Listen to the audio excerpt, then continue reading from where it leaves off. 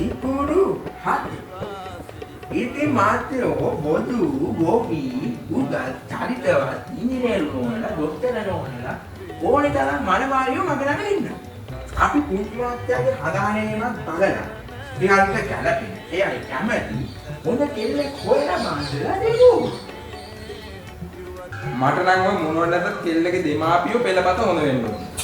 මෙහිමයි ලොකු මාත්‍යා හොඳ මොනවද නරක මොනවද කියලා තීරණය කරනවට වැඩියෙන් පුංචි මාත්‍යාම එයාට ගැලපෙන්න මොනවා මේ කෙල්ලෙක්ද කියලා තීරණය කරලා අපිට කිව්වනම් තමයි වැඩි වඩා හොඳ. නේද පුංචි මාත්‍යා?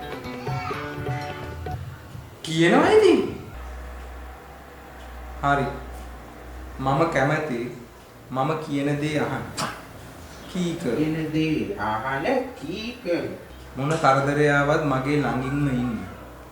වැඩි ඔය සුඛෝපභෝගී ජීවිත ගත කරන්නේ නැති සල්ලි පස්සේ වැඩි නොදුවන මම බංකොලොත් වෙලා පාරට වැටුණත් මගේ ළඟින්ම ඉන්න කෙල්ලෙක්.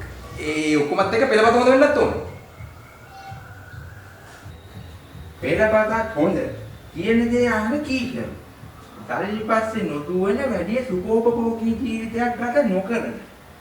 බංකොලොත් වෙලා පාරට වැටුණත් මැරෙනකන් ළඟින්ම ඉන්න කෙල්ලෙක්.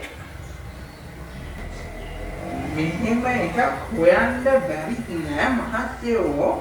හැබැයි කෙල්ලෙක් නෙමෙයි. කෙල්ලෙක් නෙමෙයි නම් නරකට ඇල්සේෂන් බල්ලෙක් වගේ වුණාට.